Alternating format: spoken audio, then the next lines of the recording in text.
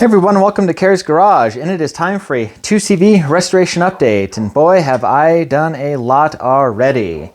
So much have I done, so much that still needs to be done, and it's quite a lot of work, but it is coming along, and yeah, let's check it out.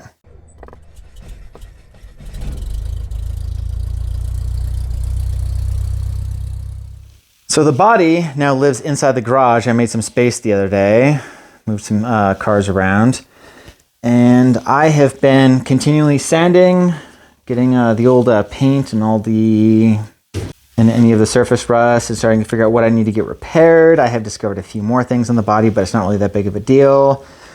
The floor pans are coming out, and the lower firewall section I've already started to cut out. Started drilling all the spot welds and getting them popped loose, and as you can see, there's a devoid of a lower firewall pedal box area, and I will show you why here in a moment.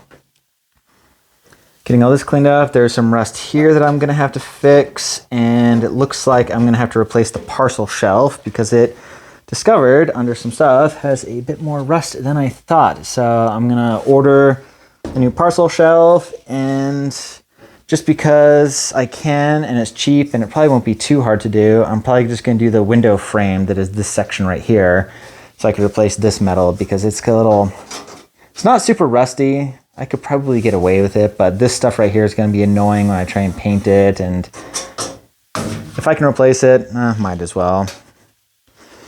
And back here, I've just started to clean and strip and clean and strip. That's pretty much the story of my life right now with this car.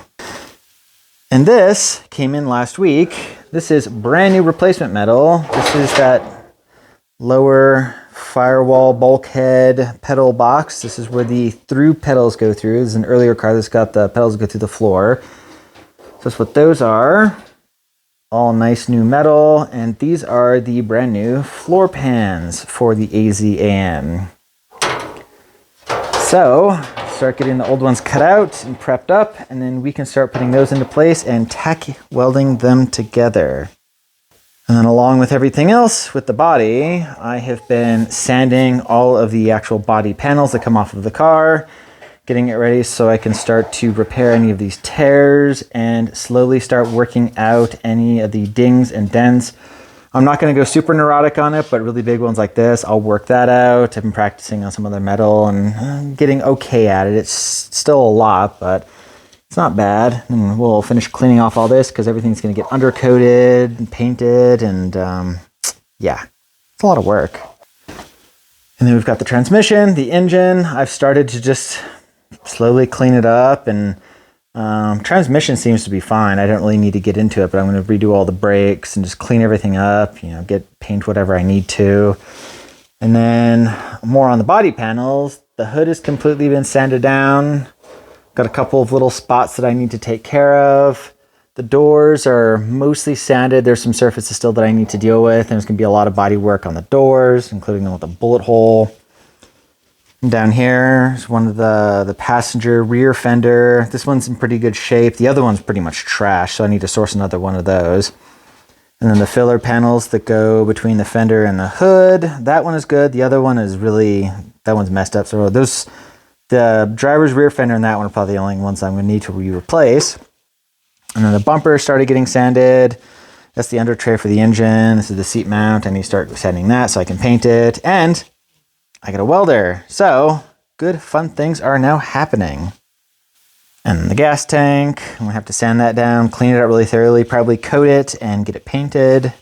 And then it's just every little piece. This is where the pedals go. This bolts to the frame. The pedals connect here, and let's see. I think this is brakes and clutch. So I started cleaning this up really thoroughly. I soaked it in Evapor Rust, got it nice and clean. So I just need to finish cleaning it up, and then I can get this primed and painted and set off to the side. And that'll be the first piece actually done, but not quite. It's getting there. And then here I've got the headlight buckets that are completely stripped. I'm getting the rings stripped, and then I'll get those primed. And this tote is the entirety basically of the car. All the wiring trim, even the windows, everything is all in this tote. It's pretty amazing that that entire car can fit in there, but there's really not much to it. So I'm just basically going one piece at a time. Oh, and more stuff. This is all the engine tins and stuff for the engine, so I'll get this all stripped down. I've been trying to do some research to figure out what the appropriate color is for the engine tin work, but no one actually really knows. I've heard black, maybe a really dark brown. I've done a lot of research, looked at a lot of technical literature, and there's not really an exact answer. So what I'll probably do is just see if I can match the color to this tin, because that's pretty decent there, and just probably paint it that. I'm not going for anything Concours, but I just want it to look nice. But out here is where we really run into our big first major hiccup that, I mean, it's not that big of a deal. It's just going to cost more money, but I have discovered there is significant more damage in the frame than I originally thought. So there's this, and this entire cavity was packed. It's got a bunch of rust here. And then I knew about this rust, and I was actually really contemplating saying about fixing it, which, I mean, it could still be fixed. All this rust, and then there's some rust in here. But the more I started looking at it, the more that it was just like, you know, the amount of time and effort it's going to take to fix the frame, I just don't think it's worth it. So as you can see, sorry it's been so long since I've done a video. I've kind of just been zoning out on messing with this, and I've been working a lot and a lot of other projects, and I just haven't really been able to have much time to do a lot of videos. But definitely going to try and do a lot more videos on this thing, because I've been working on this a lot, and I do have a goal that I want to get the body and the body panels into at least paint by sometime in the spring. That is my goal. A friend of mine actually wants to help me paint it. And the frame, I can buy a new frame. It's not technically the right frame because I guess the AZAMs are a little different, but it's a brand new frame. And it's a couple of $1,000, which is money I didn't want to spend, but I'll at least have a new frame, and I can just rebuild the suspension, bolt it on the frame, and it'll be good to go. Saves a lot of time trying to fix that other frame because that one is pretty gone. It's a lot more trash than I thought. But it is what it is. So now I'm just focusing on getting all the stuff done on the body, get all the rust repair done on the body, get all the new metal in, finish stripping it down. And then there's probably like 3 or 4 spots that I just need to clean up dent-wise on the body. It's actually pretty nice overall. And then kind of go from there, a little at a time, and a lot of work.